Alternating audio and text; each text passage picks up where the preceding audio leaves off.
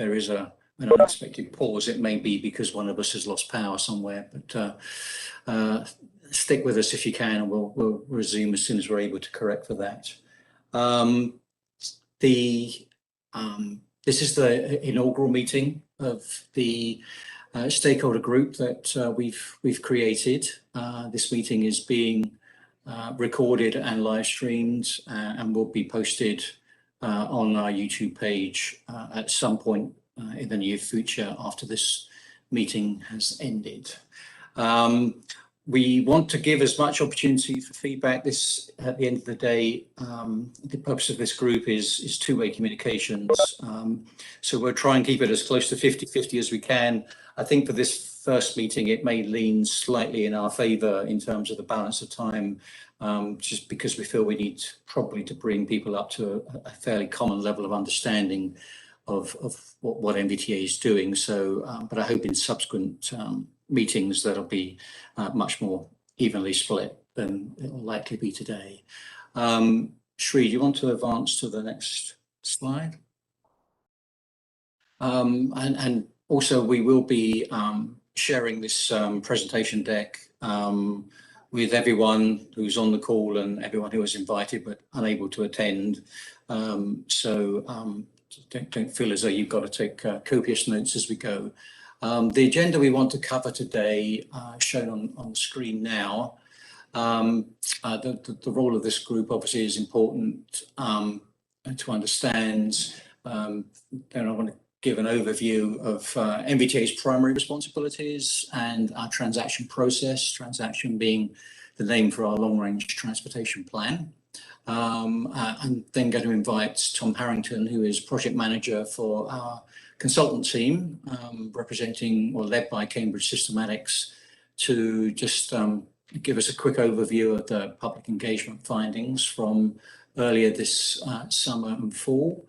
And then very quickly at the end, we'll touch on our 6-year program, as we're actually in the process of parallel updates to both transaction, the long-range plan, and the 6-year program. But the main focus of this meeting is transaction. And then we'll wrap up just kind of get a general pulse as to when and whether there should be a next meeting. I would encourage everyone to use the chat box as we go for comments and questions, and that way we'll be sure to kind of get all of those covered. But if a lot of people have got the same questions, it'll be useful to kind of understand that. So if you could use the chat box as we go, and then we've got about after each of the main sections here, we'll have a pause to kind of address some of those chat box questions and any other feedback there may be. Next slide, please. So the role of the stakeholder group, as I mentioned, this is an important new line of communication for us. It's specifically intended for people like yourselves who represent organizations that in turn represent citizens or businesses or some combination of both, so that we can kind of hopefully with your concurrence amplify our message through you, and in turn, and more importantly, for you to give feedback to us and generally awareness raising, as we're a relatively new organization with a number of unique processes that sometimes aren't always readily apparent. The stakeholder group is not considered, or is not a statutory body. In other words, it's not required by Virginia Code. It's not an advisory body, and it's not a voting body. It's primarily a feedback body for us to you and you to us. And we've created it without in any way intending to replace traditional citizen access to NVTA, but instead to augment that access.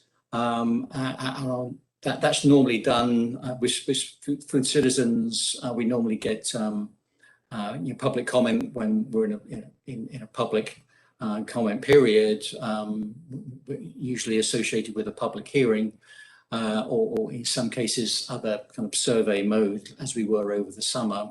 But at the present time, we're not in what we would consider to be a formal public comment mode. So there's nothing that, with a deadline for responses. Dialogue is open and continuous. This organisation currently comprises about 50, or it represents 50 organisations, give or take. And say some of these organisations represent citizens, such as civic groups or advocacy groups, and other organisations represent businesses, such as chambers of commerce or business associations. Everyone who is a member of the stakeholder group presently has been invited to this meeting, and we do consider, while the initial membership is drawn from our subscription lists, we do expect it to grow over time. So it's not set in stone.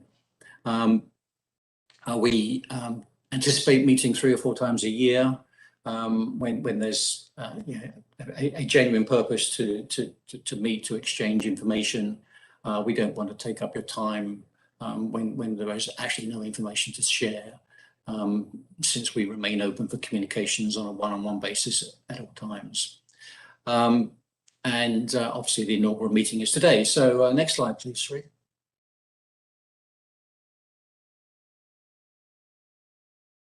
Actually, the next 2 or 3 slides we'll populate after the meeting. The consultant team and NVTA represented by myself and Sri, and the consultant team is represented by Tom Harrington. There are a number of other NVTA staff members on the call, but in the interest of time, and I hope you'll be agreeable to this, I don't want to go through a round of introductions at this stage, simply because I want to focus as much time as possible on communications. But as we complete this meeting, we fill out these tables to show who participated in the call, who was invited, who didn't participate, so that everyone will get a sense as to who's on the call. But at this stage, all members of the stakeholder group, as of about a week ago, were invited to participate. Next slide, please. So in terms of NVTA's primary responsibilities, these basically boil down to planning and programming. And this is kind of shown in the, I guess, circle of life here as NVTA has it, with planning and programming feeding into each other. So in other words, it's a very integrated process. On the planning side, our long-range transportation plan is called Transaction. We update this every 5 years. We are in that update mode at the moment, with the current plan adopted in October of 2017, and the new plan expected to be adopted in November of 2022. If you can read it, on the top half of this globe, there are 3 phases to transaction: identify current and future needs, analyze regional impacts, and develop a plan and the project list. We are in the first of those 3 phases right now. And for programming, that starts off with a call for regional transportation projects. And in fact, the current 6-year program update was subject to a call for projects on July 1 of this year. We are at the end of that call period, and we're just beginning to evaluate candidate projects. So we're kind of in phase 2, as it were, for programming. And then we'll be working towards selection and funding of projects by around July of next year. So the 6-year program, this is where we allocate our regional revenues to regional transportation projects. It's updated every 2 years, and the most recent 6-year program was adopted in July of 2020. So these are the 2 primary responsibilities, and they are interconnected. I guess just to emphasize the point, NVTA cannot use its regional revenues to fund projects that are not included in transaction. And so that's where the kind of the integration really comes together. that these two things are done together in this way. Next slide, please. I see some questions in the chat box. We'll come back to those at the first pause, if that's okay. Transaction and NVTA 6-year program similarities and differences. Starting with the similarities, the analytical process shares the same modeling platform and approach.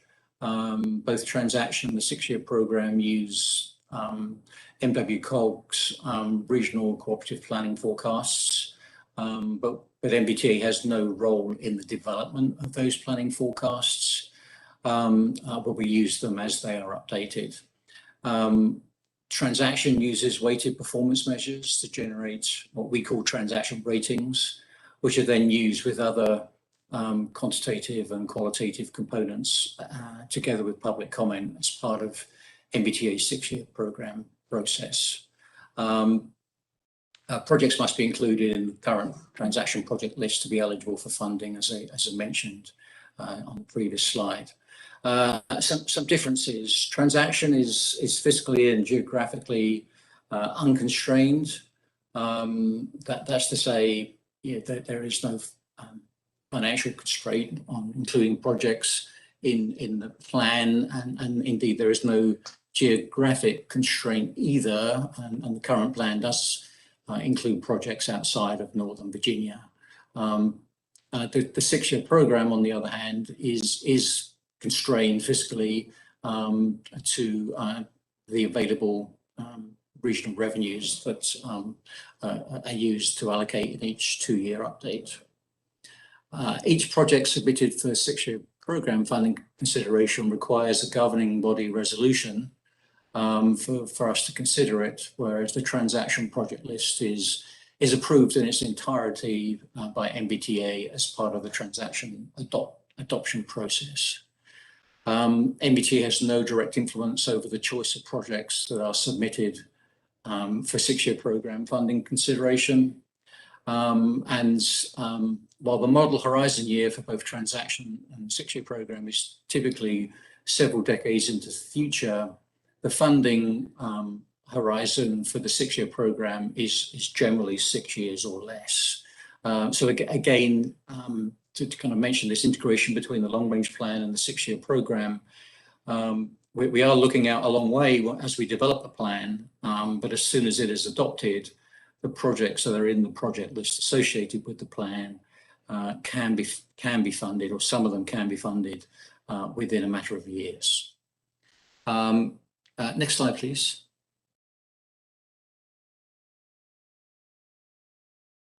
And again, just to look at the linkage between transaction and the funding programs, we are now using a 6-year program as our funding program process. When NVTA was first created and when it first had a revenue stream, the funding programs were actually covering shorter time periods. But as you can see in the left column here, each iteration of transaction, going back to transaction 2030, which was adopted in November of 2006, there were no funding programs associated with that version of transaction 2030, because NVTA did not have a revenue stream at that time. The transaction 2040, which was adopted in November 2012, you can see our first 3 funding programs were associated with transaction, with the adoption dates and funding amounts as indicated in the 4th and 5th columns. And then also for the first full transaction after transaction 2040, there are 3 funding programs, all of which are 6-year funding programs, 2 of which have taken place, and the third of which, the FY 2022 to 2027 program, is the one that I mentioned previously, which is currently underway with a July 2022 adoption date. And then, for the transaction that we're now updating with a horizon year of 2045 and an adoption date expected of November 2022, there are 2, actually there may be 3 funding programs that are going to be associated with that. Obviously, for all those funding programs that are in the future, we don't know what the funding amount is at this time. But if you add up the totals of the 5 funding programs that we have already, then in terms of regional revenues, they come to about $2.5 billion has been allocated. And that's our regional revenue, the 70% revenue. The 30% revenue, which is the rest of the revenue, is actually not allocated by NVTA, but is distributed by NVTA to our 9 member jurisdictions, and they have sole discretion over the allocation of those revenues to projects of their choosing, providing they conform with the legal requirements associated with how that funding can be used, which is basically a very broad range of transportation projects, broader than the range of projects that can be used for the 70% money. Next slide, please. Just one final note on NVTA's process. There's no doubt that transportation and land use are kind of inherently connected. But I need to be clear that NVTA has no policy or decision-making authority or responsibility related to land use. That responsibility rests with the member jurisdictions. The way NVTA addresses land use is as part of the COGS planning, cooperative planning forecasts, which we use as the basis of our modelling, but we don't actually influence those forecasts directly ourselves. Next slide. Okay, so I'll take a pause there and be happy to deal with any feedback, and perhaps I could maybe start with the chat box since I saw a few things coming in. So from Charles Grimes, can you explain why NVTA needs a separate long-range plan from Visualize 2045? This is one of those kind of complex and unique areas. NVTA is required by the Code of Virginia to develop a long-range plan for Northern Virginia. Visualize 2045 is a somewhat similar long-range plan covering a different geographic footprint. But the basis for this, as is the case across the rest of Virginia, is a body. In this case, NVTA is designated to develop a long-range transportation plan. A regional 6-year plan has obvious value, but what is the value added from transaction? Well, I guess one of the major differences between us and COG in terms of developing the Visualize 2045 versus us developing transaction is that NVTA has a stream of regional revenues, which NVTA allocates. That's what I referred to previously as the 70% revenues. COG doesn't directly allocate funding for most of the projects that are in its long-range plan. That's an important difference. What regional projects in transaction are not included in Visualize 2045? I'd have to go back and check. Many of the projects that we do fund are included in COG's planning process, particularly if they are regionally significant as defined by COG. But there may be other projects that are not required to be included in Visualize 2045 that we could fund nonetheless. From Alan Munchnick to everyone, how does Real Transaction adopt the policies and priorities of Visualize 2045? Interesting question. There's no direct responsibility, shall I say, to do that. But having said that, there's a high degree of collaboration at both the staff level and obviously at the COG board or TPB board membership level between our member jurisdictions and those on COG and TPB. And so the development of policies and priorities for transaction will ultimately be made by the authority, and it's their sole responsibility to do that. But I'm sure they will be taking into account other factors driving long-range planning in the greater DC metro area. From Douglas Stewart, for the 6-year program, has there always been a lag between candidates' project submission deadline and deadline for governing bodies to approve the candidate projects? I think what Douglas is referring to here is we have a deadline of October 1, I think it was, for applications to be submitted to us, and a deadline of December 3rd for the governing body resolutions. And I'm not sure I can speak to the history of all funding programs, but certainly for the last 2 or 3 funding programs, we have introduced this lag because sometimes it just takes a bit longer for the governing bodies to get their agendas loaded up with the relevant governing body resolutions in support of those applications, and it varies from jurisdiction to jurisdiction. Some will not submit an application without a governing body resolution already been passed, and some will. That's their sole discretion. The other thing I would say is that we require a governing body resolution kind of as a primary resolution from the body in which the project, if funded, will be implemented. But sometimes neighbouring governing bodies want to support other applications, or a governing body might seek the support of other governing bodies, and having an extra couple of months to do that helps that process, which can take a little bit longer to get those additional supporting resolutions. From Mark Schuffler, is there a benefit to an unconstrained plan?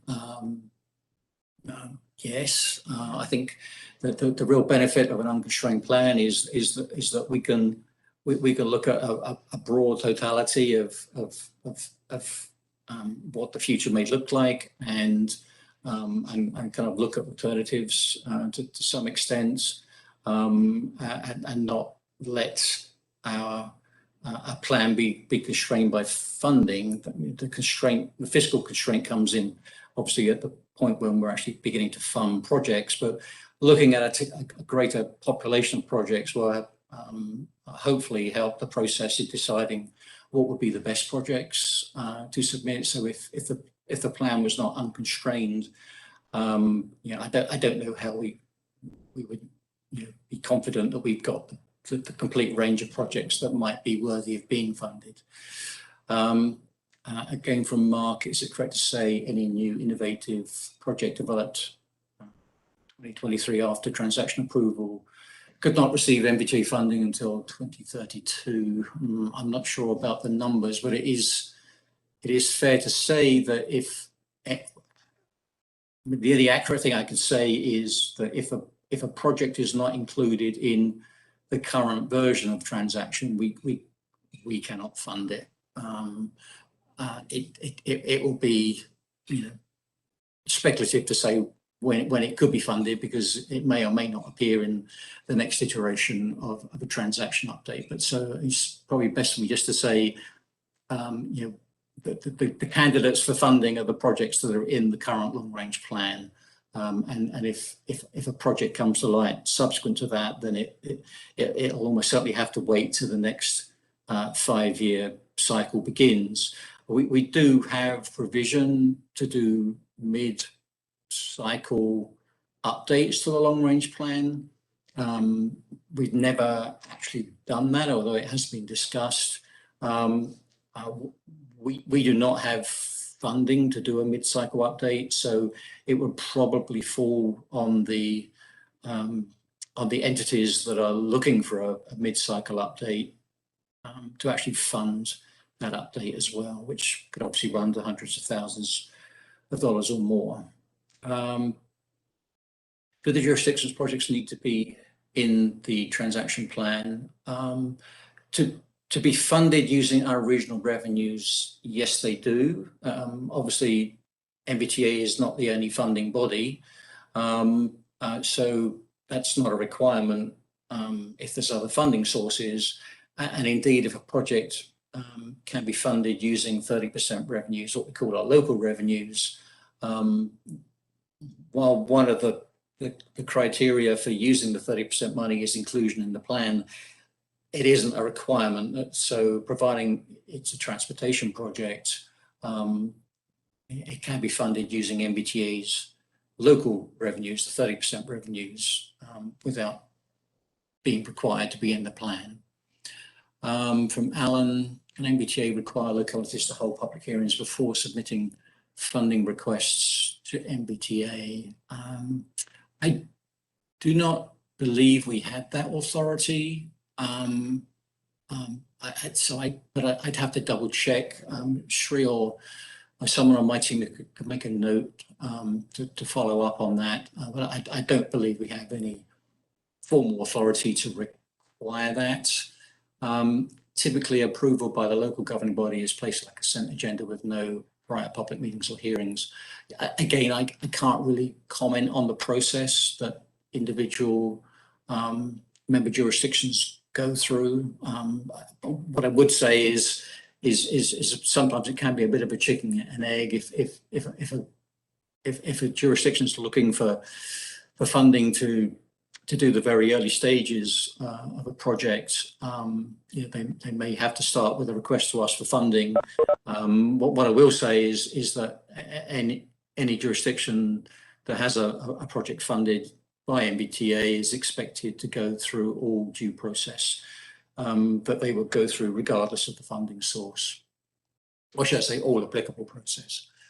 From Stuart Swartz, while NVTA doesn't have authority over land use, can't you use your modelling tools to test different land use scenarios?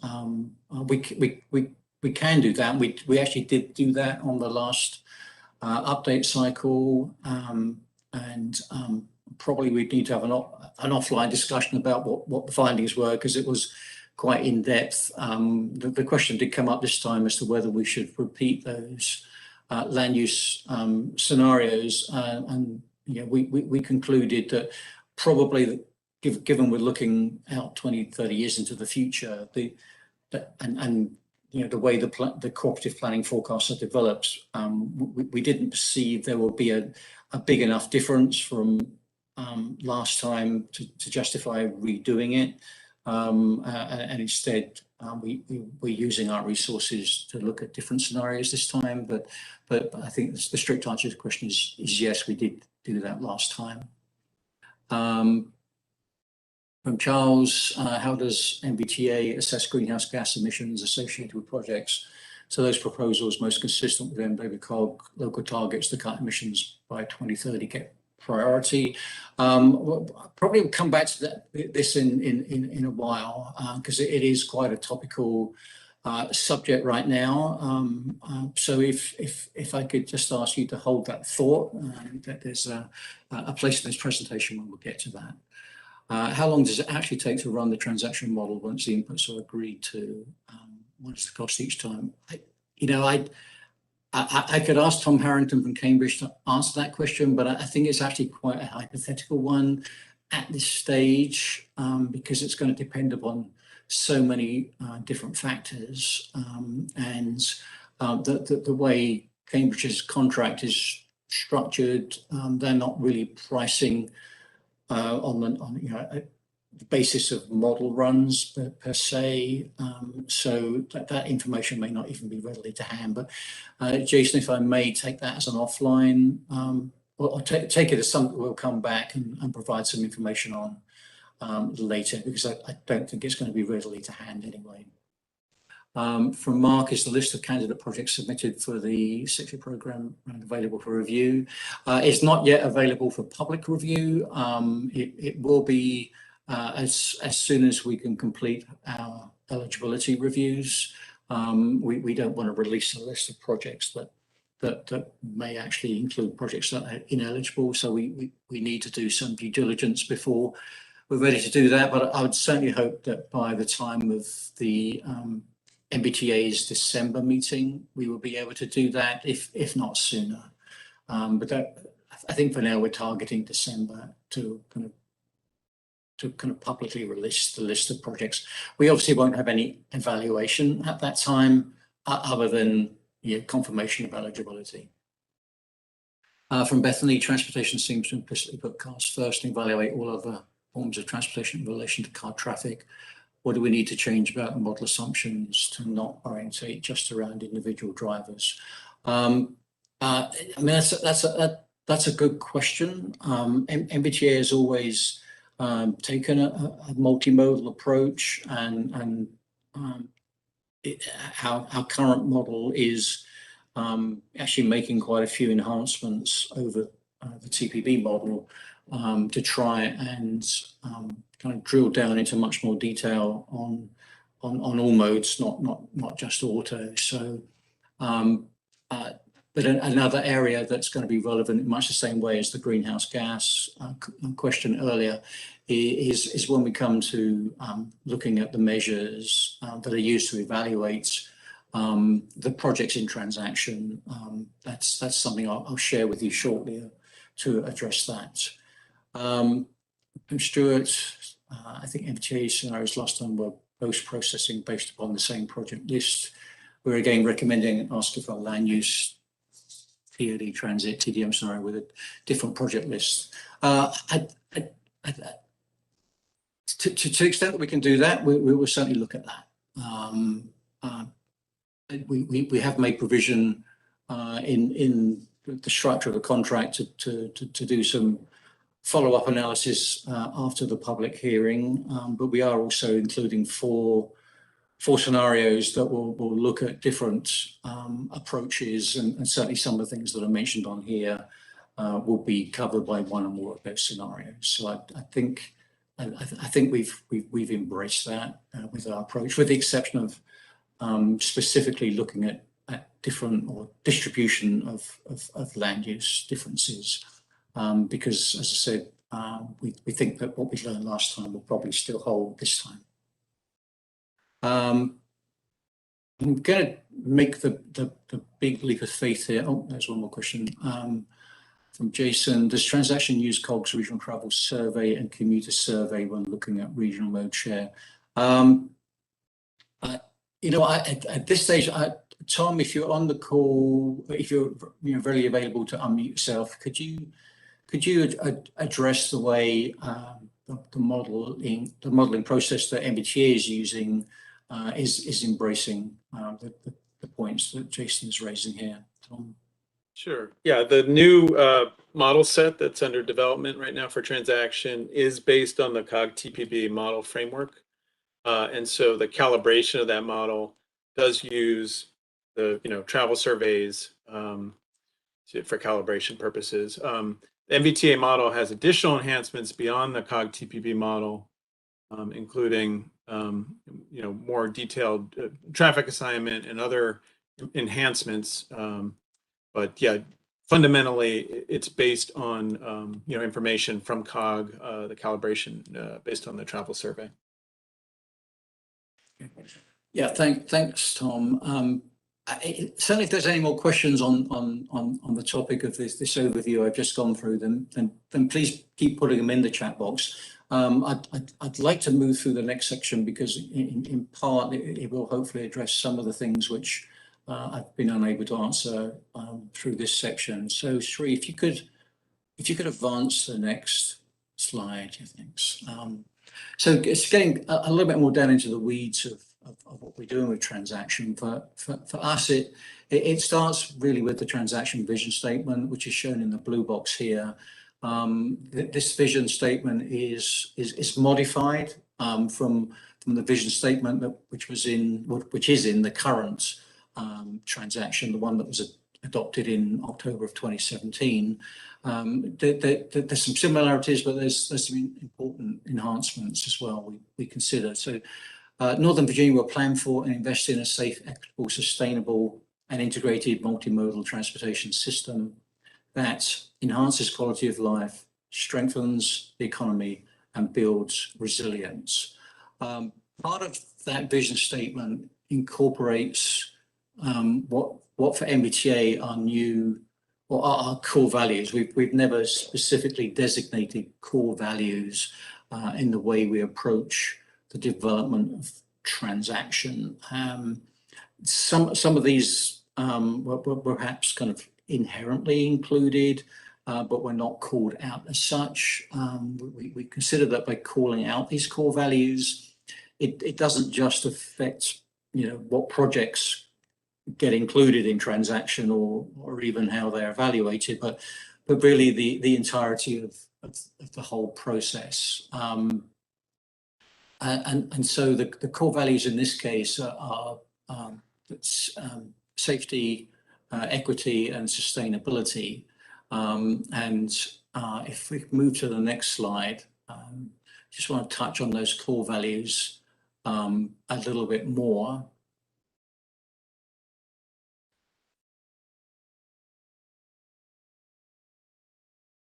Shri, if you could advance.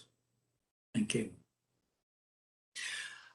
So because these are kind of still relatively new ground for NVTA, we're still kind of shaping our thinking to some extent on how exactly these will be used. But equity is, in essence, is a sense of fairness in mobility and accessibility when it comes to meeting the needs of the region and sub-regions within it, to the extent possible down to individual communities. Sustainability is intended to focus on meeting the needs of the present without compromising the ability of future generations to meet their needs. And safety, we started off perhaps with a fairly traditional view of safety as it relates to transportation system fatalities and severe injuries and crashes and so on. But I think as our process has advanced over the summer and early fall, that kind of thinking on safety is it has kind of expanded somewhat to kind of reflect the sense of personal security from using a system, as opposed to safety from using the system, which is kind of a nuanced difference, but it is nonetheless one that's been called out by a number of folks. Next slide, please, Shereen. So from the vision statement, we over the last couple of months, in fact, since July and June of this year, we've been working on goals, objectives, and what we call measures, performance measures, to kind of drill down from the very high level aspirational vision statement to something that's much more tangible that can be used to measure how we're progressing towards achieving the goals and the vision ultimately. So the goals are pretty much enshrined in the vision statement. Essentially look to what we are trying to achieve, which in our case is to enhance mobility, increase accessibility, and improve resiliency. So the goals are what we're trying to achieve, and the core values speak more to how we want to achieve them.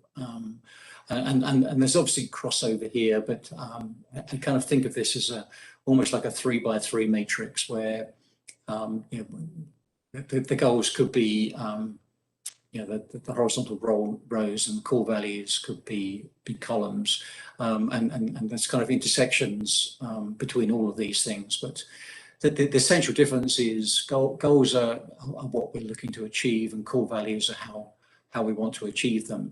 And because of that definition, core values are in a sense associated with multiple goals, objectives, and performance measures, which actually makes them more powerful by treating them as core values rather than as goals. But it does actually all tie together quite well in the end, or at least we think it will. If we could go to the next slide, Shri. So working through our two statutory committees, that's to say committees that we're required to create and engage with us through the Code of Virginia. This is our Technical Advisory Committee and our Planning Coordination Advisory Committee, the former being comprised of what we would call citizen experts in the field of different modes of transportation. And the Planning Coordination Advisory Committee is a committee of elected officials, none of whom are authority members, representing each of the 4 counties, 5 cities, and the 5 largest towns in Northern Virginia. So these two statutory committees, together with one of our standing committees, which is the Planning and Programming Committee, comprised of 5 authority members, have each been considering how we get from vision to goals, to objectives, to measures, and ultimately to weights associated with measures. And through a process of many iterations, we are now recommending, we NVTA staff are now recommending each committee take action on what you see on the screen here, which shows the 3 goals in full, objectives associated with each of the goals, and then performance measures associated with each of the objectives. And in the last column, the alignment with core values for each of the measures that are shown on here. I think if my memory serves me correctly, we got 4, 5, 6, 7, 8. Yeah, we got 10 performance measures. This is slightly down on the last meeting. Excuse me, on the last transaction update where we had 15 performance measures. We did want to make the list of performance measures shorter so that it could be more focused and as such more reflective of true priorities. The important piece that isn't shown on here, because we haven't discussed this yet with the committees, is the weights that will be associated with the performance measures, and we can't do that until we first ask the authority to approve the performance measures. We don't want to have a discussion on weights while the performance measures are still a moving target. So this is what we've recommended to the committees. The committees are considering this during this month, and then next month the committees will consider the measures, the weights associated with the measures, and then the authority will subsequently consider those recommendations and take action as well. Shri, could you advance to the next slide?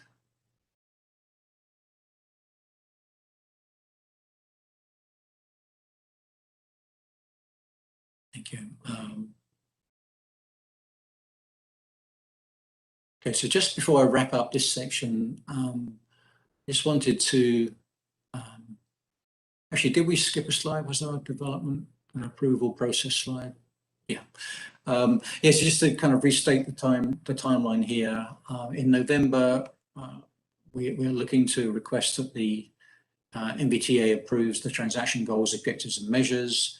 In December, approve the weights for the performance measures. And then over the course of winter and early spring, we'll be doing some analysis using those measures and weights. In the summer and fall, we'll be going through a formal public comment and public hearing process before adopting transaction around this time or a little bit later next calendar year. So Shri, if you could go to the next slide again. Just a very quick look, just kind of set a bit more of a planning context. So the horizon year for transaction is 2045, and using those cooperative forecast I mentioned previously that COG and the TPB develop, the population growth for Northern Virginia is looking is forecast to be 23%. For the COG region as a whole, it's a little bit lower, just less than 22%. During that same time period, the employment in Northern Virginia is forecast to grow by 33%, which is actually quite a bit more than for the COG region, which is around 27%. The distribution of that population and employment growth, looking first at population, 35% in Loudoun, Prince William, Manassas, and Manassas Park. 45% of the population growth in Fairfax County and the city of Fairfax, and then about 20% of that growth in Arlington, Alexandria, and Falls Church. And then the employment growth is similar, but slightly more skewed towards the outer jurisdictions, with 40% for Loudoun, Prince William, Manassas, and Manassas Park, 39% for Fairfax County and City, and 21% for Arlington, Alexandria, and Falls Church. So there's kind of differential growth across the region between Northern Virginia and the rest of the region. And then within Northern Virginia, there's kind of like differential growth as well. The approach we take to our analysis is that we, for modeling purposes, in our kind of baseline networks for 2045, will include projects that are currently under construction, such as Silver Line Phase 2, Potomac Yard Metro Rail Station, I-66 outside the Beltway, and we'll also include fully funded projects that are not yet underway, such as the northern extension to the Capital Beltway express lanes in Northern Virginia, and obviously a whole host of other projects not shown here. They're among the larger projects, but there's a whole host of projects that will be constructed by that time, or will be fully funded by that time, which will include into our baseline networks, and then we'll have corresponding build networks where the projects that end up in the transaction project list will be evaluated, not individually, but as groups. So that's actually, if we can go on to the next slide, these kind of planning parameters have big implications for how we go about developing transaction. And a lot of these things have not yet been addressed. In fact, none of them have really been analysed yet. But certainly this growth has got implications for all sorts of things. Sri, having... Yeah, there is some issue with the PDF. Hold on a second. Well, while you're looking into that, the sorts of things that will be affected or will be affecting transaction will be trip lengths and mode choice, reverse commutes, including reverse commutes across the Potomac, what this means for suburb to suburb trip making, the extent to which it looks like some of these growth trends could be very supportive of transit where it already exists or is planned, but may at the same time present challenges for reversing or reducing dependence on driving, particularly on driving alone. I think we've got one more slide in this section.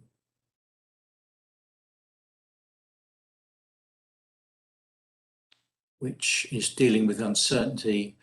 And this comes back to some of the conversation we were having earlier. We recognise when you look out to 2045, that's fairly standard right now for planning organisations around the country like us. But nonetheless, there's uncertainty. It seems at this point in time, there's unprecedented uncertainty with what the future will actually look like. So we have a process we call sensitivity analysis or scenario analysis to help us understand uncertainty. So these scenarios that we develop are not considered to be predictions of the future, but they are considered to be plausible outcomes in the future. It's an assumptions-based methodology where we kind of come up with proxy metrics, as it were, to say we make an assumption and we look at ways to kind of tweak the modeling process to evaluate some of these assumptions. That gives us a way to kind of look into the impacts of the scenarios. And a lot of this is driven by the thinking that we don't want to be investing in things that become obsolescent before their time, aren't needed in the future, because the future is going to be a lot different to what the forecasts might say. So it all helps us to get a more robust understanding of uncertainty within the modelling process. And I like to characterize this in the way that the National Hurricane Center provides a cone of uncertainty around the future path of a hurricane, except they're only looking out 5 days and we're looking out 2.5 decades. But it's the same principle that the further into the future you get, the more uncertainty that there is, but you might still be able to put some ranges around the future forecast so that you can at least understand the range that we might fall within, even if we don't know exactly where within the range will be. The four alternate futures or scenarios that we're looking at right now, one related to a kind of like a pandemic created new normal, particularly looking at ways travel behaviors have not so much changed, but how some of those changes might continue even after the pandemic goes away. And obviously the whole question of work from home is one that's subject to a lot of research right now, but still a lot of uncertainty as well. Climate change, there's probably a less uncertainty about the facts of climate change. There may still be some uncertainty as to precisely when certain things may happen, but that's something we want to look at in a bit more detail. Transportation technology is an area that's of great interest within NVTA and the transportation community in general. And this a fraction of this is what NVTA and others might invest in, but mostly this is what the private sector is investing in that's going to happen anyway, and how we prepare for capturing the positives and mitigating the negatives associated with transportation technology. And finally, transportation policy and policy mechanisms are things that we certainly want to look at, which goes beyond the traditional transportation project or even a transportation program, but maybe looking, for example, at things like incentives to encourage certain travel behaviors, pricing to discourage certain travel behaviors, and then the whole mechanisms of how sort of revenue streams change as a result of such mechanisms. And fairly good example of that on a smaller scale would be I-66 inside the Beltway, where variable tolls pricing is used to fund alternatives to using I-66 at peak times. But looking at that sort of an approach on a broader network basis. So I think that's the last slide on this section. I realise you've been hearing a lot from me and probably still will, but I see it looks like there's a lot more questions have come in. So I'm just going to scroll back, if I may, through the chat box to where we left off at the end of the last section. So I think the first question is from Renee. How are topics of green infrastructure and natural resources e.g. stormwater facilities, tree plantings integrated into your work in reflecting the vision statement is a tangential part of broader transportation plans, but it's something important to consider as transportation projects are built. It's a very good question, actually, one that's come up several times in our committee process. I think I probably need to do some management expectation here, certainly in terms of the transaction, the long-range plan, because the projects that are likely to be included for evaluation are at different stages of concept, should we say, right now. The granularity of what's known about those projects, the sort of detail that you're talking about here, is frankly impossible to do on a consistent way in a long-range plan. That's not to say that they're not very important. They are, but generally speaking, that would be addressed within our 6-year program,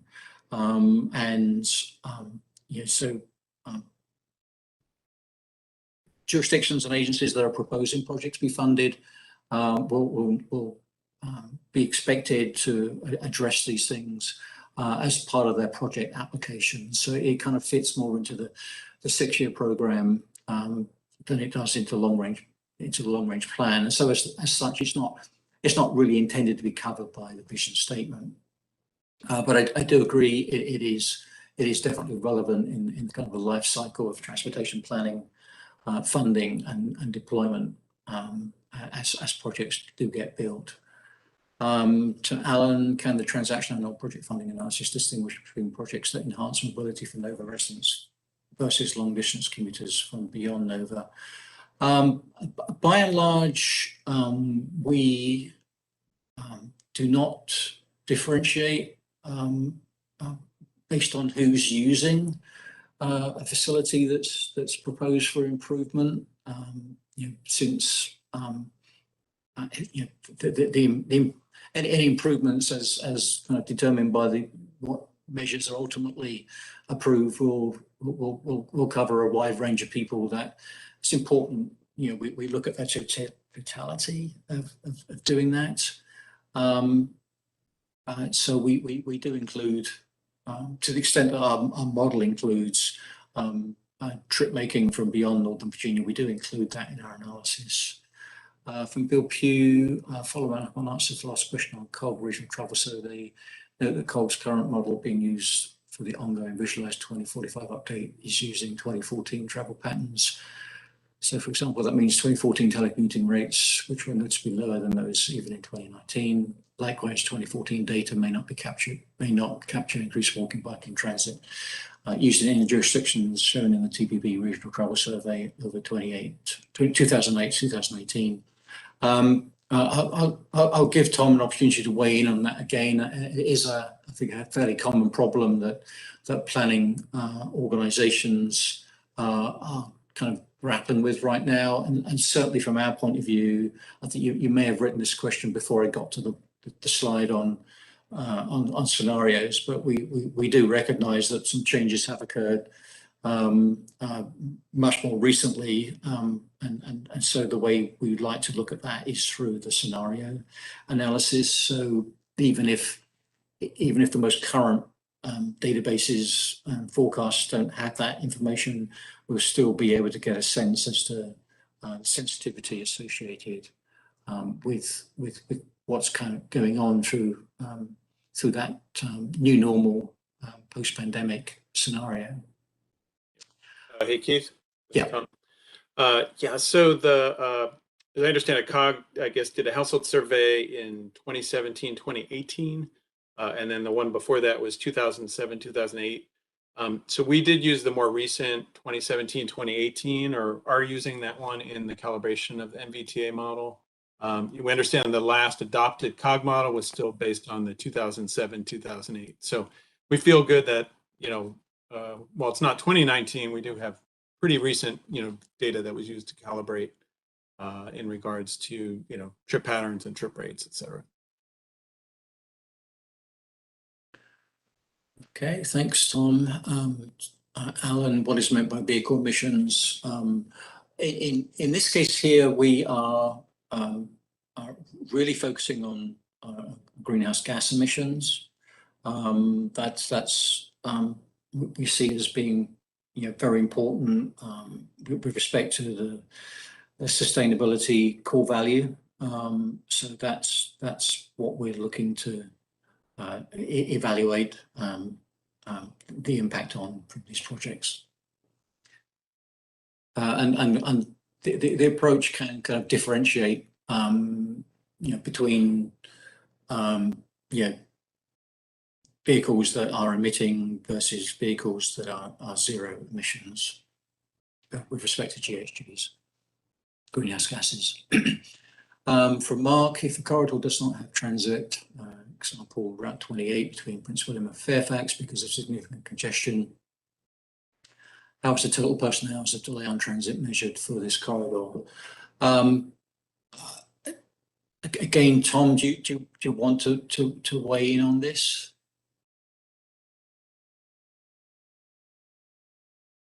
Sure. Yeah. So the question is about the measure of person hours of delay for transit. The question. Yeah. Yeah.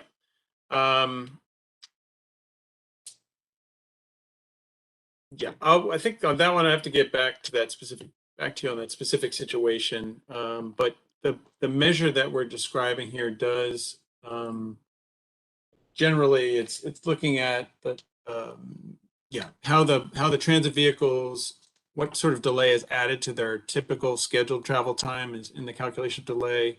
For this particular situation, I'd have to check with our modelers just to make sure I answer that correctly. So we'll get back to you on that one. Thanks, Tom. From Charles, we manage what we measure. Needed performance measures to track mobility-related deaths and injuries with a vision of zero. Again, I think this is an area where I think I'd like to kind of come back to you on precisely how we're going to be doing that. But we're trying in this case to replicate the approach that VDOT uses with respect to smart scale evaluations. One of the things which our team will often say it's very difficult to forecast crashes in the future. So we're trying to use different approaches to doing that have already been kind of validated through other applications. So we'll get back to you with more specifics on that and the methodologies for all of the measures, which we know attracts a lot of interest. So we're completely transparent on that. With respect to a vision of zero, and the way that's worded to me sounds like I'll be adopting a vision zero approach.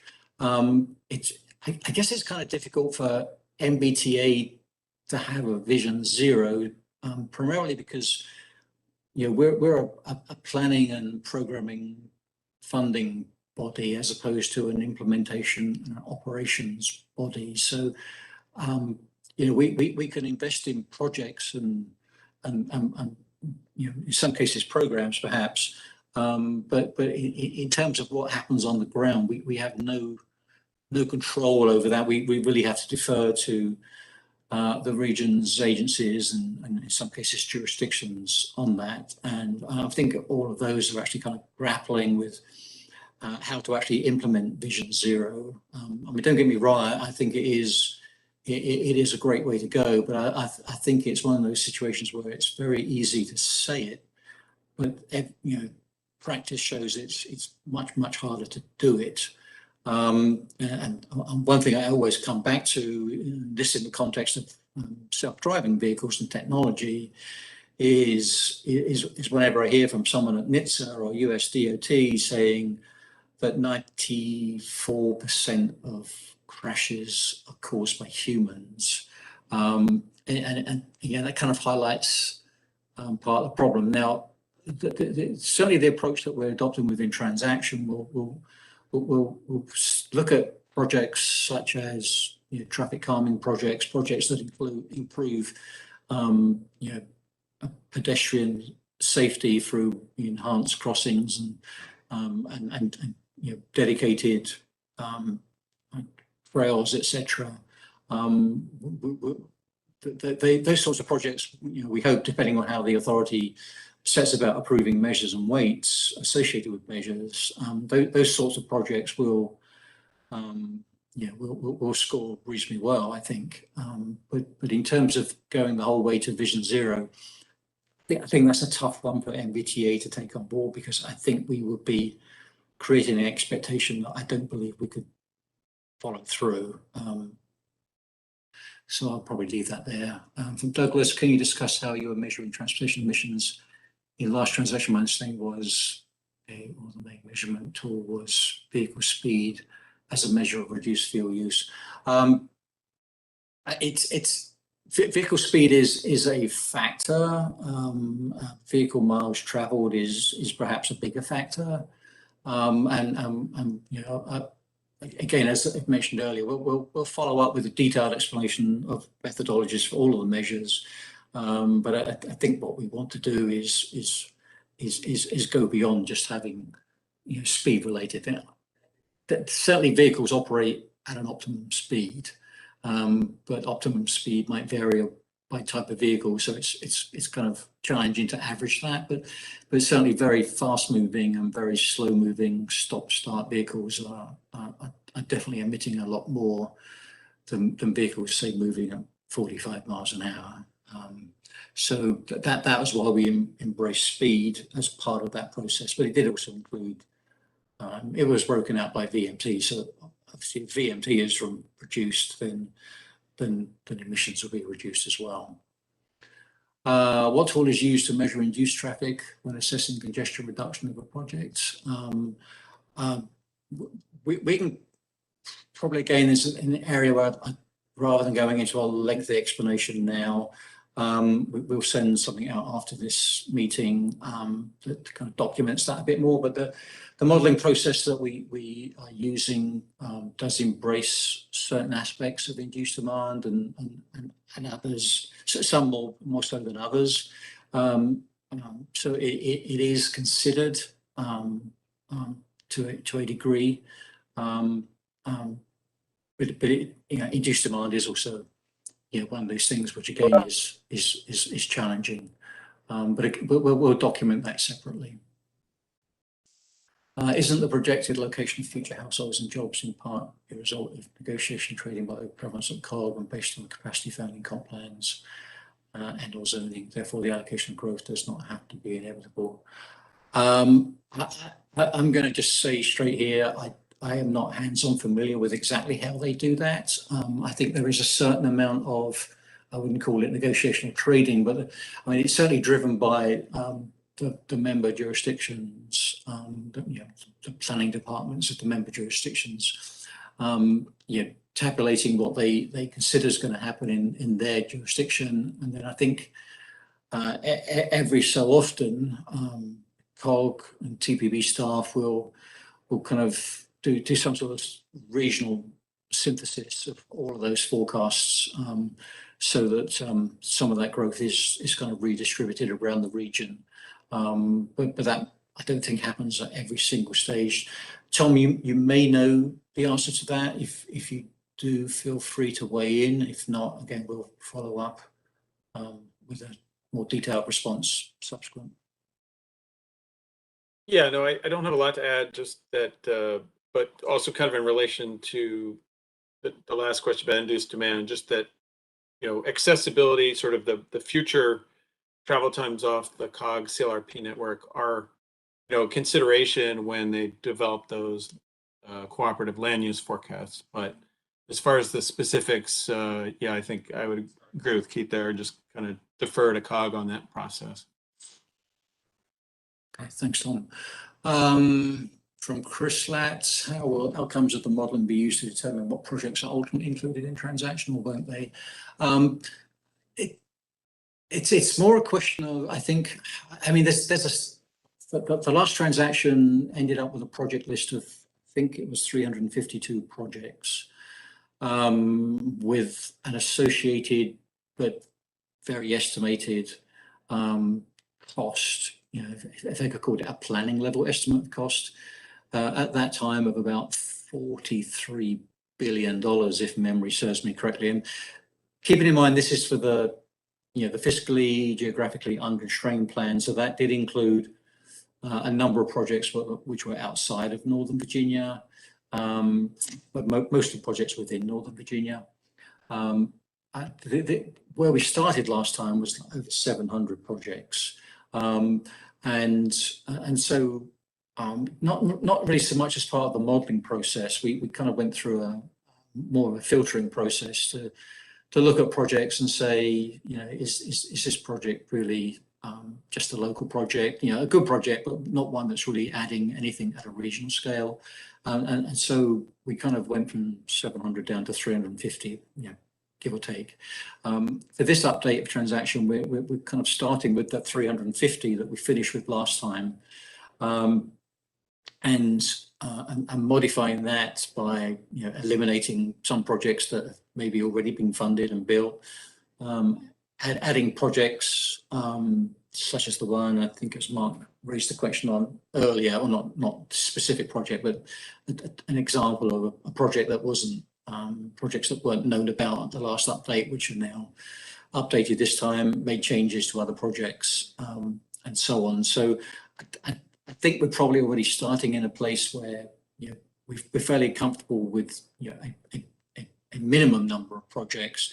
The question really more for the modelling process and the analytical process is whether we need to add projects that aren't addressing needs. And I think there's a good chance that will be the case. So that's kind of where the modelling process will help us. Now, whether the projects that we can conceive of and add help to kind of bring the system performance to a level that people are going to be happy with is another question, given the amount of growth that's forecast in this area over the next 2.5 decades. But that's generally the process that we will follow in how we use the model to add projects. It's possible along the way that some projects may get dropped, but I think probably the greater likelihood is that projects will get added. Is it, from Stuart, is it correct that the scenarios are all applied to the same set of projects? That's certainly going to be initially the case, and then based on what we've learned from those scenario analyses, we'll at that point have to decide what we do about it. But we're hoping that combination of 4 scenarios will give us some pointers as to the sorts of projects that are working well and those which are not.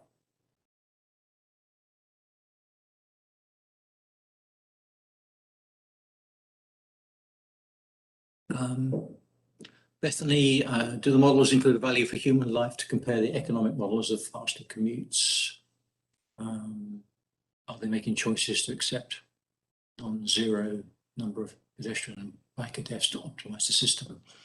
I think this question is getting to some sort of cost-benefit analysis type approach. I'm not sure that we will. We certainly didn't do this last time, and the reason why I don't think we'll do it this time is because we're looking at these projects as a group. If we end up with say 400 projects in the transaction project list, that's to say 400 projects that are not fully funded, perhaps not funded at all. We don't have the time or the resources to evaluate individually 400 projects. We will look to groups of projects for evaluation, particularly in the corridors that we have. We have about 11 corridors covering the region, and obviously we'll look at the region as a whole. But it's to do a cost-benefit analysis on that kind of group basis is not really going to help us very much in terms of a cost-benefit analysis per se. But I think I kind of hold judgment on that until we get a little bit deeper into the analytics to see if there are ways we can enhance that.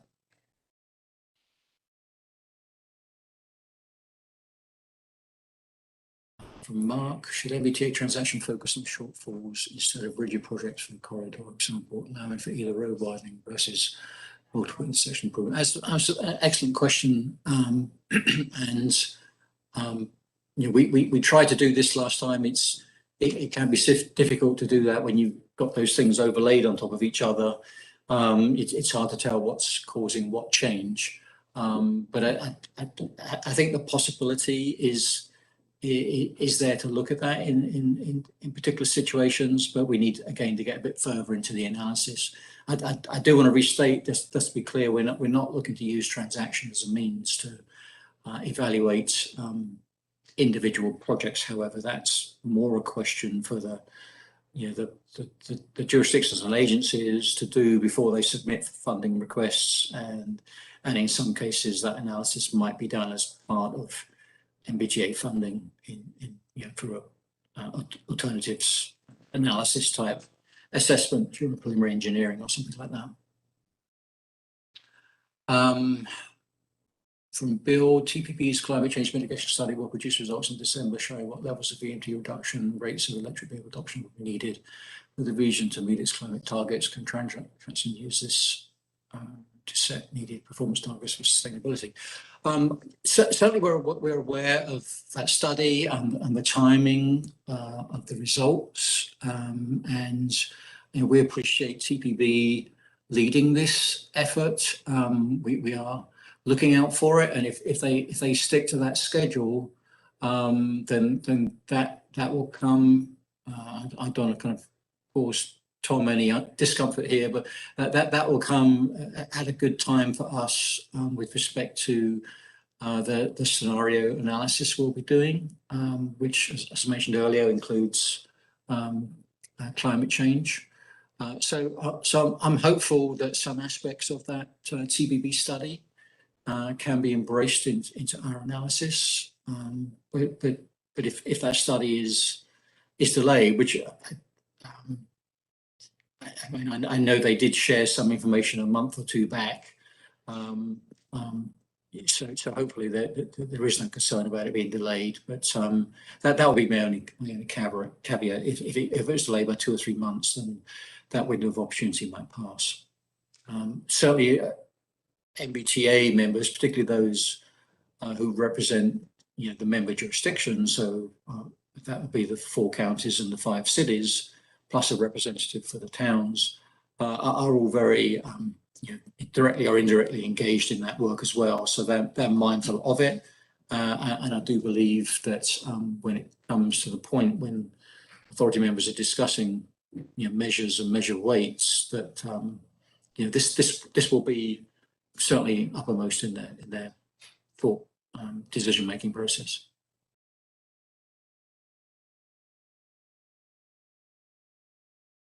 I really apologize for me being the talker, but I actually find that the chat box is really efficient here, and I hope if we have a few minutes at the end, we can just kind of open all the mics up and have more of a free-for-all. But I think we've still got quite a bit of ground to cover, and so I think if Tom, if you could, I know we talked about doing this in 20 minutes. I wonder whether you could do it in less than that, to give everyone a taste of some of the feedback that we got from the online survey over the summer and the focus groups we did earlier in the summer, just so you can see. I know many of your organizations helped us to promote the online survey, for which we're very, very grateful.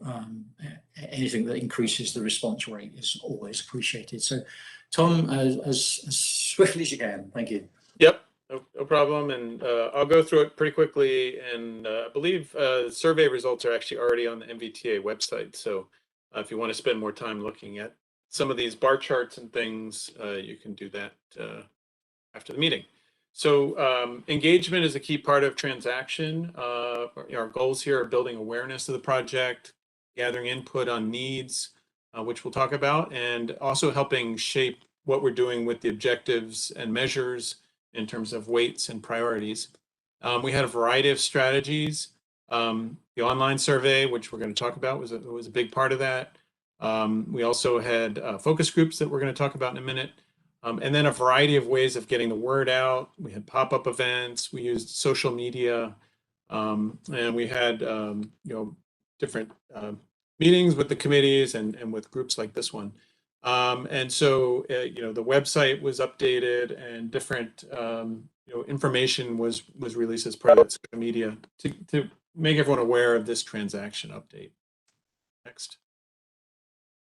So I'm going to talk now about the survey itself.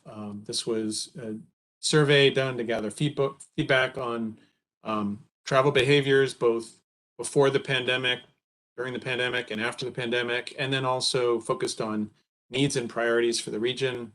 The format, this was done in MetroQuest, so that in addition to asking some basic survey questions, did have some game exercises to help people select priorities. The survey was available in English, Korean, and Spanish, and was run from August 6th through September 19th. We got over 2,300 total responses. See the breakdown by language, so primarily English, but should be noted that some at the pop-up events, we had some Spanish speakers that received assistance completing the survey. So the survey showed up as being in English, but was done by Spanish speakers. And an important point before we look at results, this was not a random sample recruitment. So when we look at total numbers from the survey, they're not statistically representative of the region. And so for that reason, we've started to look more at different market segments and what some of the responses were from the survey. Next.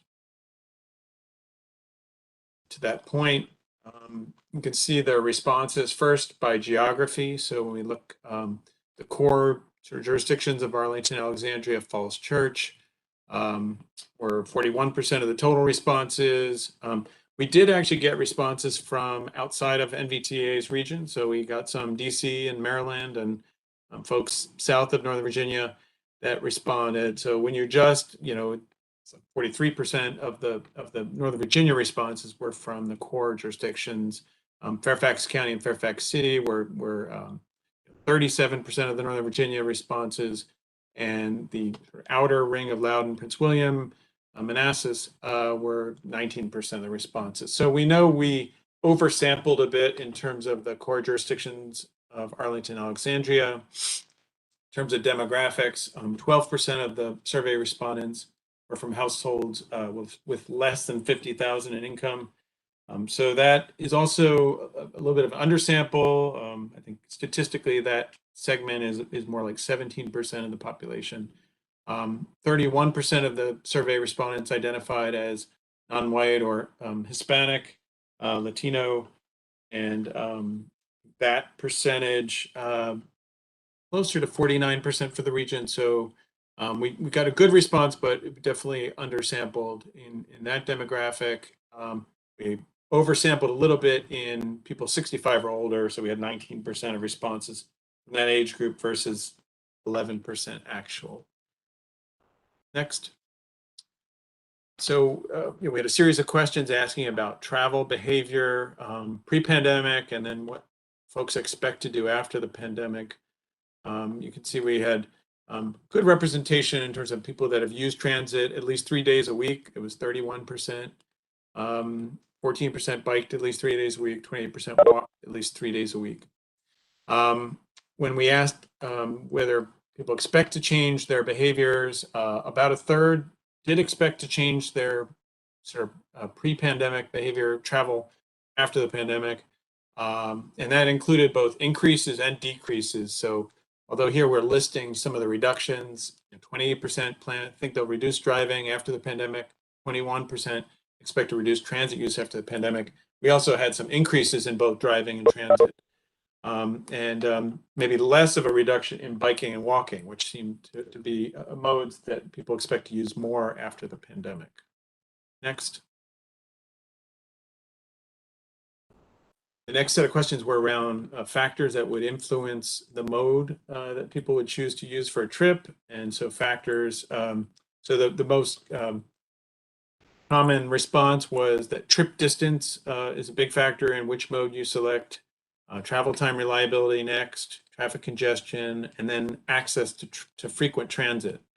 would all be things that drive that decision about whether you drive or take transit.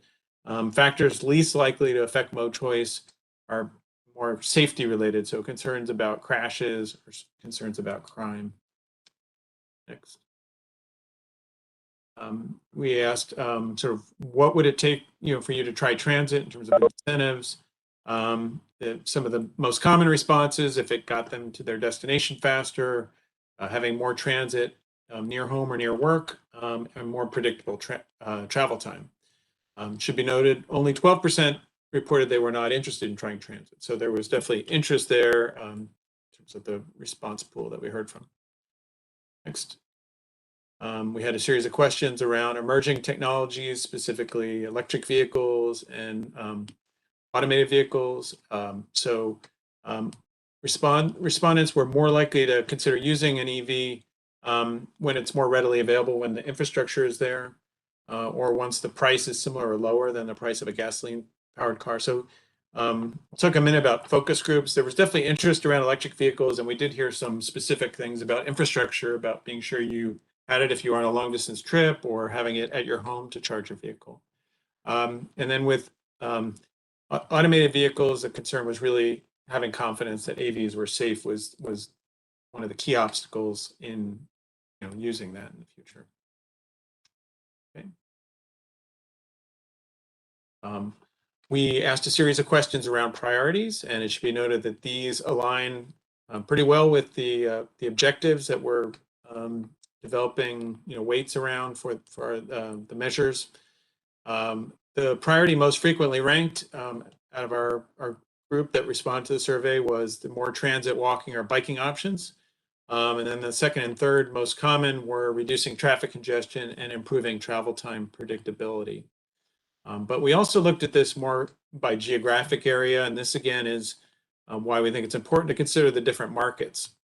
This is going to be a little hard to read for everyone, but the key point is that the closer in, the core jurisdictions tended to select more transit, walking, biking as the top priority, whereas from the outer jurisdictions, it was reducing traffic congestion as the top priority. Interestingly, the improved travel time reliability was typically the second ranked priority, regardless of where you live. So that was important across all modes, both driving and transit. Next, the sort of survey game within MetroQuest was having 10 hypothetical coins, each worth $1 million. Where would you distribute them between 6 different project types? Rail projects received the most investment of everyone that responded to the survey, followed by roadway construction and then bus. But again, this varied quite a bit by where you live. When we look at it by geography, the core jurisdictions of Arlington, Alexandria, and Falls Church allocated resources to rail first, bus second, and then roadway third. Fairfax County, Fairfax City, it was pretty even between roadway and rail, and then bus was third. In the outer jurisdictions, roadway was first, rail second, bus third. So there definitely were some similarities, but not unexpected given the other information we got on priorities. Next. So kind of to recap the survey, top priorities overall, more transit, walking, and biking options, reducing traffic congestion, and improving travel time predictability. The order varied by geographic area. In our focus groups, which we'll talk about in a second, we had heard more about traffic congestion and travel time delay, but we'll talk about why that might be. And then, when we looked at allocating dollars, roadway and rail were given the highest allocation. People who do not drive frequently place a higher importance on non-roadway investments. Regular drivers tended to allocate more to roadway as expected, but did also allocate significant resources to rail and bus improvements. Okay, so then the next section we just want to quickly touch on are the focus group findings. There's a lot of overlap, but I'll just kind of briefly describe. In this one, we only had 95 participants, so a much smaller group, but we spent a lot more time with them. These were held in July.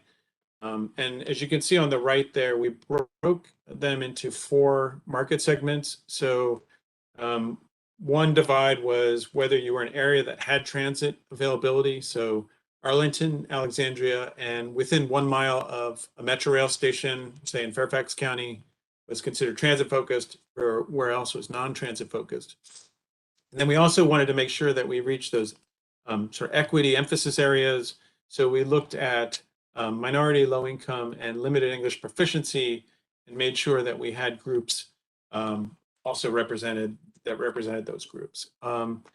Discussion topics were similar to the survey in that we talked about travel choices and getting around Northern Virginia, and also prioritization of objectives and the types of improvements. But we spent more time on core values than we did. We didn't really bring that up in the survey. So the next few slides, I think we'll just touch briefly on, will be the some of the core value ones. But yeah, again, the travel choices and things, this is very similar to what we saw in the survey in terms of people's travel. I will say that, you know, we saw with the focus groups, when we talk about transit, it's certainly not, doesn't mean one thing to everyone. I think we heard Metro Rail was the most commonly used type of transit. And particularly for those who don't use transit frequently, they have taken Metro Rail into the city, but there was some apprehension around getting on a bus, understanding how they would get information about using the bus. That could be a barrier on that. Why don't we skip to the next slide in the interest of time. So again, we asked questions around the core values, asking what does equity mean? And you know, this confirmed some of the information that Keith presented earlier on how we define them. So you know, people did confirm, you know, it's really about fairness. You know, with sustainability, it's also, I guess one interesting observation was for most folks, it wasn't always about environmental goals. It was often thinking about maintenance of infrastructure, sustainability of the network kind of came up. And, you know, I think one way of looking at this is we definitely had some people who said, I definitely want to do the right thing and help the environment, but I also, you know, what I care about is my commute. So it became one of these questions of balancing sort of, can you make it better for me? And then also provide those environmental benefits discussion we had. And last, when we talked about safety, interestingly, that one, Metro was often brought up, people thinking about both safety from crime and safety from accidents. We didn't hear as much about, you know, concerns about accidents on the roadways. We heard some people saying things like, I don't think about safety when I make decisions about travel. I feel safe enough for my trip making. But, you know, definitely with all these, there were some suggestions about how NVTA could incorporate safety in terms of, you know, both infrastructure investments and that sort of thing. Next. And then again, kind of recapping, we covered a lot of the same ground with objectives and the types of improvements. So generally those who lived in areas without metro access wanted to emphasize, you know, seeing expansion of choices as a high priority. I mean, they were very clear that the reason they don't use transit is they don't have access to it. And then we had a good discussion around emerging technology and some of the barriers to that. So that, let's see, next was about, yeah, that was kind of the end there. So that was the quick version, but there is more information available if folks want to spend more time looking at the survey. Tom, thanks so much. A few questions popped up while you were speaking. Okay. So actually from Douglas, not related to this, but not related to this segment, but related to transaction. NVTA is having a work session this Thursday at 1 p.m. The meeting will be live streamed. And the purpose of this work sessions are held relatively infrequently at NVTA. So when they are held, they really take on quite a significance, I think. So this one is to help authority members who are going to be asked to take action on goals, objective measures and weights in November and December to kind of give them a thorough, comprehensive, consistent grounding in the topic and the issues, so they can kind of be as ready as they can be before they actually have to take action. There'll be no action items at this work session on Thursday, and if you're scheduled does allow you to follow, feel free to go to our YouTube page, which you can access off our homepage, and follow along. Or if not, it will be recorded and posted subsequently. So please look out for that. The next question was from Chris: how will this public feedback be incorporated into project scoring and project funding? The way we're using this information from the online survey in particular is we're going to be sharing this information with the committees and the authority when it comes to the point where they are considering weights, so they can take account of the feedback from the public. It'll be their individual choice as to the extent to which they choose to act on the basis of that information, but it will be shared with them so that they are fully familiar with these particular set of facts. So from Bethany, $1 million question: do you think people factored in the relative cost to make a significant difference in that allocation of money? I don't know, to be honest with you. I don't know exactly how each individual person would have interpreted that question. I think probably what you're getting at is some of those solutions would be much lower dollar than other of those solutions. So it's always the challenge with that sort of a question as to what's in any individual's thought process. So I don't know, but I think nonetheless it was still interesting, particularly the kind of the sub-regional patterns that Tom mentioned as he went through how different parts of Northern Virginia feel differently about that question. Eric has posted where you can find the survey results if you need more time. For Mark: do the priority percents align with the candidate projects submitted for funding for the next funding round? We've not made that comparison since that information, that survey was not conducted for that purpose. But even if it was, we haven't actually looked to see how they align at this stage. But we'll have that information available if needed, if requested along the way. From Stuart: did you all mention the challenge of induced demand to the focus group participants? I don't recall that we specifically mentioned it, but I do recall that a number of participants actually did mention it. At least they may not have used the expression induced demand, but they inferred induced demand in some of their responses. So we didn't particularly seek it out. For us, it's something that's analytical and very something we need to look at kind of on a case-by-case basis as we go through the process. But I think without prompting, a number of the participants in the focus groups did raise that. In the online survey, I can't recall why I haven't had time, but I think there was a part of the survey where they could add additional thoughts that were not part of the drop down. I'm not aware as to whether it came up there. We haven't had the results for long enough to interpret that far into the results yet. But if we do, we'll certainly share that and add it to our where we post the results online. From Jason: were people who completed the survey or participated in the focus groups provided information about current mode share and transportation funding share by mode in Northern Virginia? Certainly for the second part of that, I don't believe we did provide that information. For the first part, information about current mode share, I don't believe we provided that either. It is more a question of what do you do rather than this is what we do or this is what everybody else does. Tom, do you have a different recollection, or can you validate my recollection? No, you're correct, Keith. We didn't provide any of that information up front. Yeah, like you said, in the focus group, we were definitely asking people what's your typical trip, and what are your perceptions of travel and some of your opportunities and barriers? And same with the survey. It was pretty much asked how would you prioritize these without presenting information?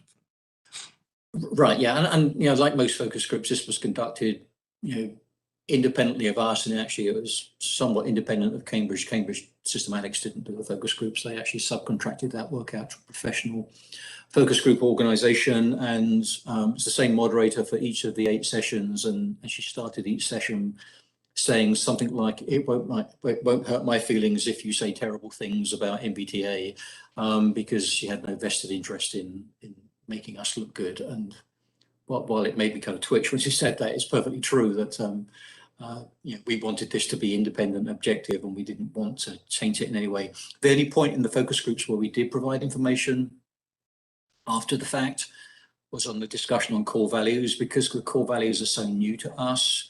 We wanted people to tell us what came to their mind when we talked about, at least mentioned the titles of the core values. And at the end of that discussion, we shared our definition, which is what we shared earlier in this presentation, to see how people reacted to what we were saying, and that enabled further discussion, which was extremely valuable to us. I see no further questions in the chat box, so why don't we just press on to the end, and then we can have it, as much time as people want to available for at the end. At this stage, I've just got a few slides, although we've mostly talked about transaction. Since we are in parallel updating our 6-year program, I wanted to just touch base on that, because I'm sure this will come up in subsequent meetings. So we are currently updating our 6-year program with what we call the fiscal year 2022 to 27 6-year program. And eligibility is based on the project list for the current transaction. That's the one that was adopted in 2017. So obviously, the one where the update we're doing right now hasn't been adopted, and so we can't use that project list. We're using the one from the adopted list from October of 2017, and in all likelihood, this will be the last time that project list is used, as we'll switch to the new project list for the next 6-year program update after the current one. The dates, as shown here, in the next 3 bullets, evaluation of candidate projects over the winter, public hearing in the spring with a period of public comment, and then anticipated adoption in July of next year. Next slide, please. So the 6-year program, as is the case with all of our funding programs, allocates the regional or 70% revenues to high performing regional transportation projects, and NVTA selects projects from the candidate project pool in each update cycle every 2 years, but does not determine which projects are submitted for consideration. So in other words, what we fund is heavily skewed by what is submitted. Applicants may request funding for 1 or more project phases, and they can do that for 1 or more projects. We do not have project application caps for any applicants at the present time.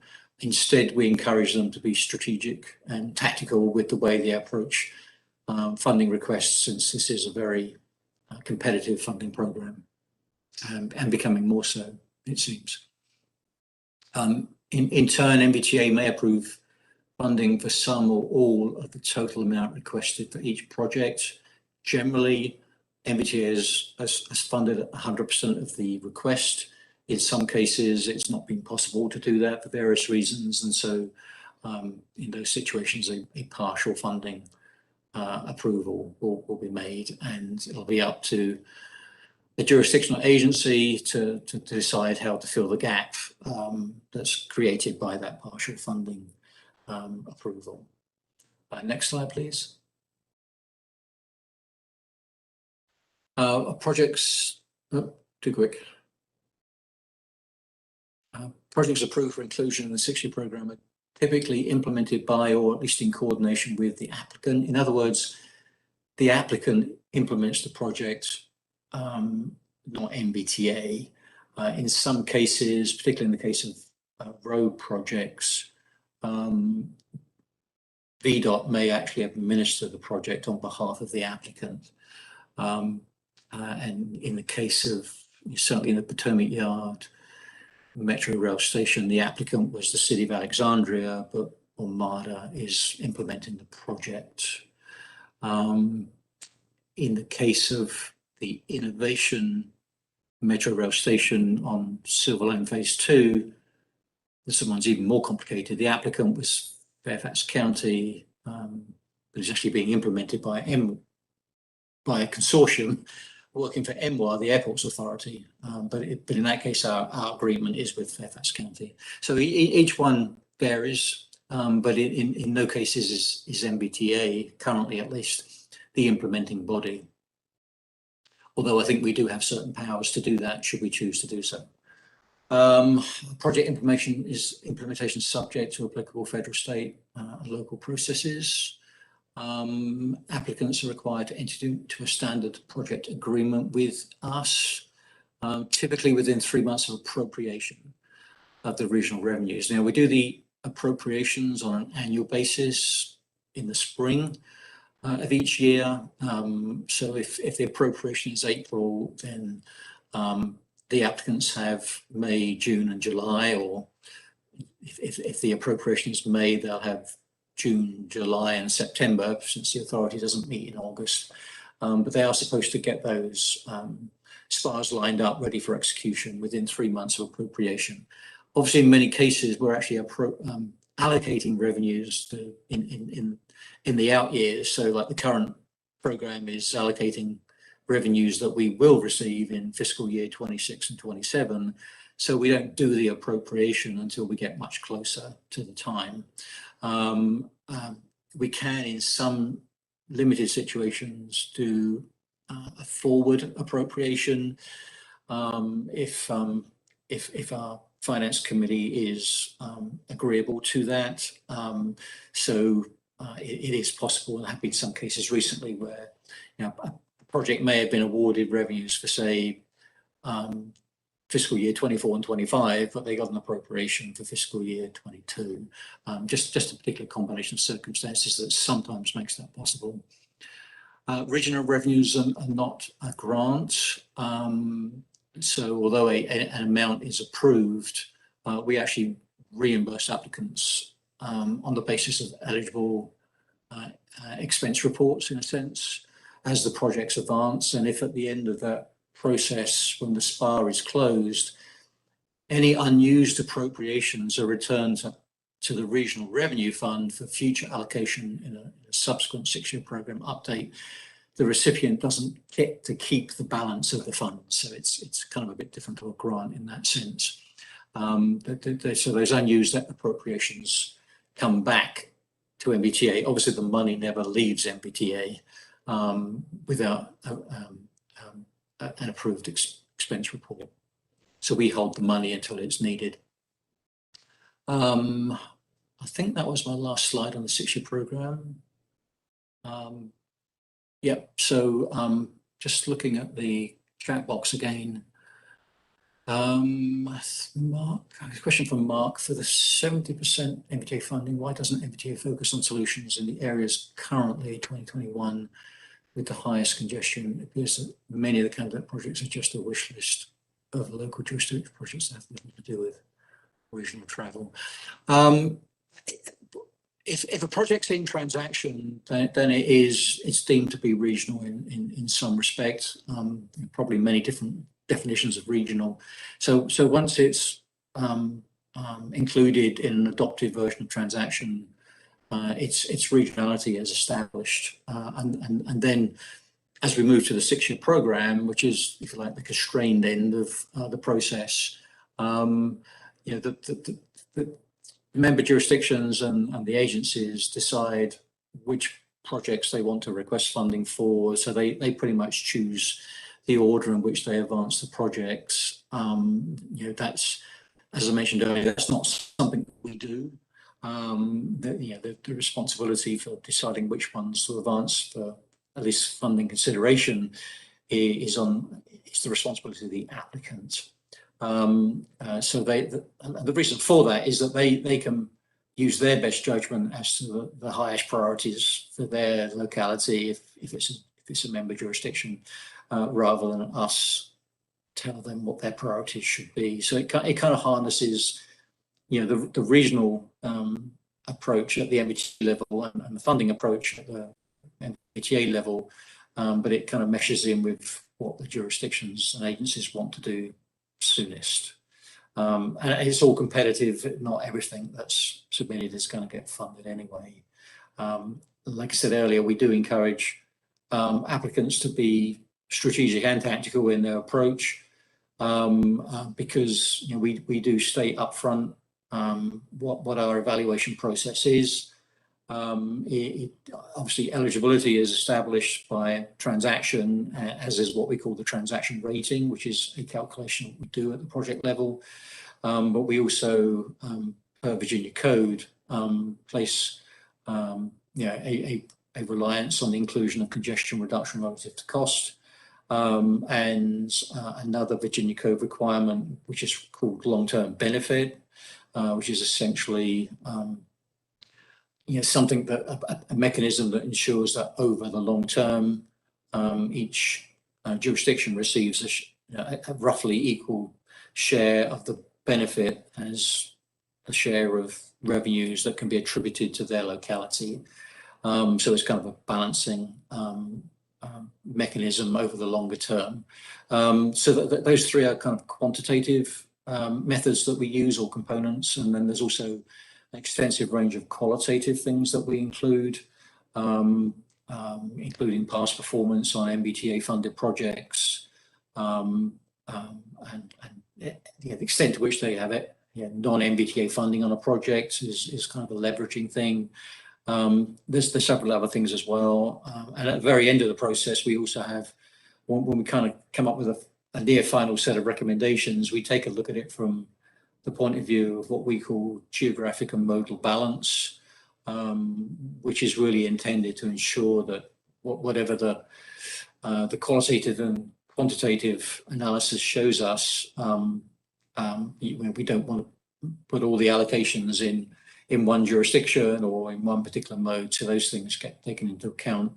And the other thing that's taken into account at the end of the process, just before we make recommendations, is the public comment, which is reported out, and that includes the public hearing testimony we receive as comments submitted to us via email, typically. So that's the process is quite lengthy. That's the approach that we adopt, and I think on the whole, when you look at the projects that have been funded, it seems to be a really coherent set of projects with 5 funding programs in. When you look at certain corridors, the multimodal approach, it varies from corridor to corridor, but it is nonetheless beginning to kind of build as each funding cycle adds another group of projects. So if you want to take a look at that, we have some tools that will help do that. We're getting close to time. Sri, the next slide, I think there was one slide on next meeting. We don't have to dwell on this at this particular time, but we're thinking at this stage that late January or some point in February next year would be about the right time scale, kind of put us in that 3 to 4 month range. I think we can talk about more about the transaction analytical work that'll be ongoing. We may well have some more updates on the SixYear program update, but we'd also be happy to include any other relevant topics that you think should be on the agenda.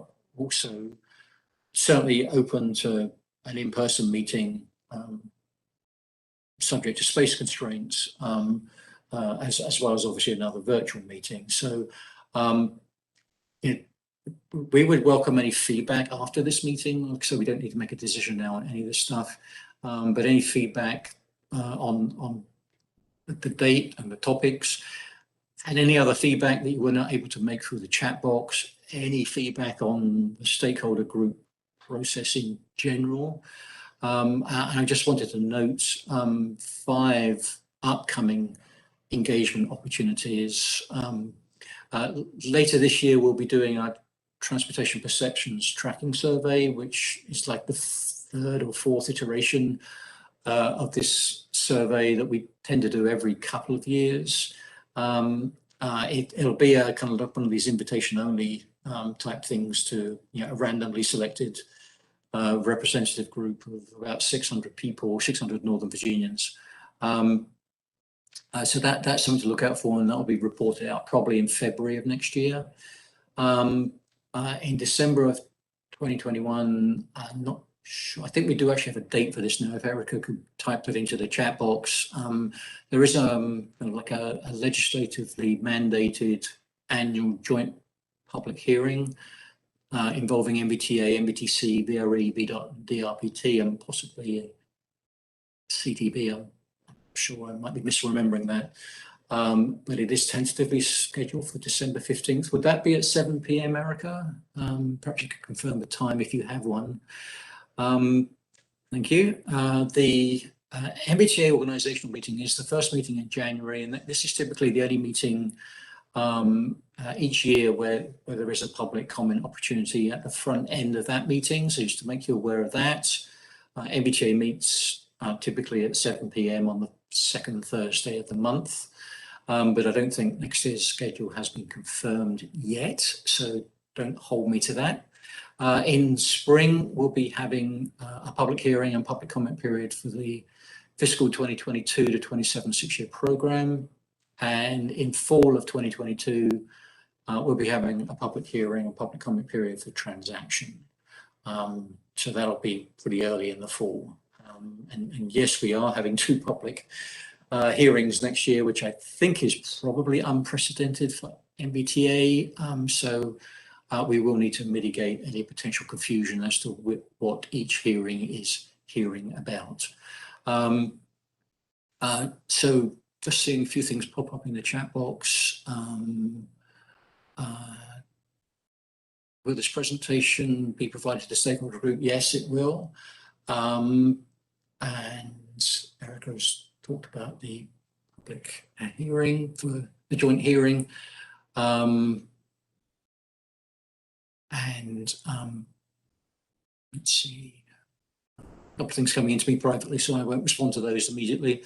And final comment from Erica about showcasing how the region is working together. Yes, and that was the reason I think it was legislatively mandated in the first place, was to demonstrate the collaboration that exists between our organisations as well as the member jurisdictions and other bodies as well. You know, I never cease to be amazed by how much collaboration actually goes on behind the scenes.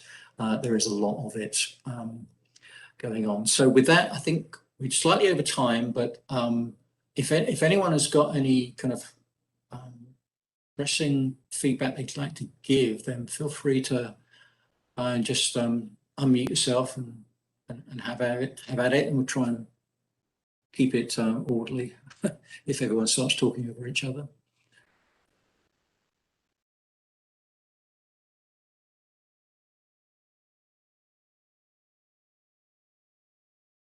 Okay, and thank you, Sri, for advancing that slide. I'll note that we do also have an Instagram account now, and we do also have a dashboard. Sri, if you have that, Erica, if you have that email, excuse me, URL to hand, the dashboard as it currently exists provides information on the projects that we are funding that are underway. That dashboard will be upgraded in the not too distant future to include some of those projects that are approved but have not yet started, and so therefore do not have standard project agreements in place. Okay. Yep. Thanks for those extra links that put in there. So I'm hearing no immediate comments. I just want to thank everyone again. I'm sorry that the voice that you've heard has been mostly mine, but the feedback you've provided along the way has I hope been, well, not the feedback we provided in response to your questions, I hope has been helpful, and I look forward to working with all of you in the future. Hey, Keith. Yes. This is Jason Sanford, the Northern Virginia Transportation Alliance.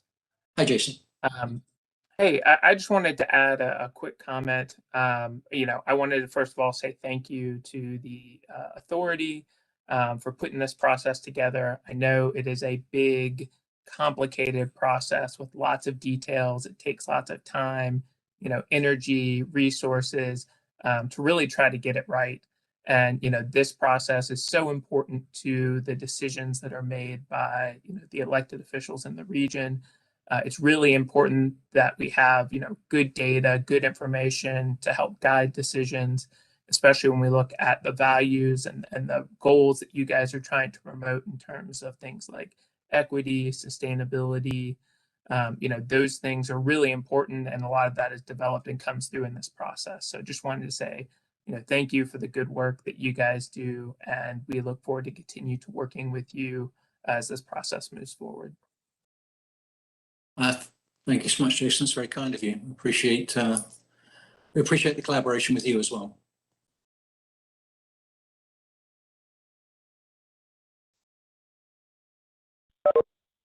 Okay.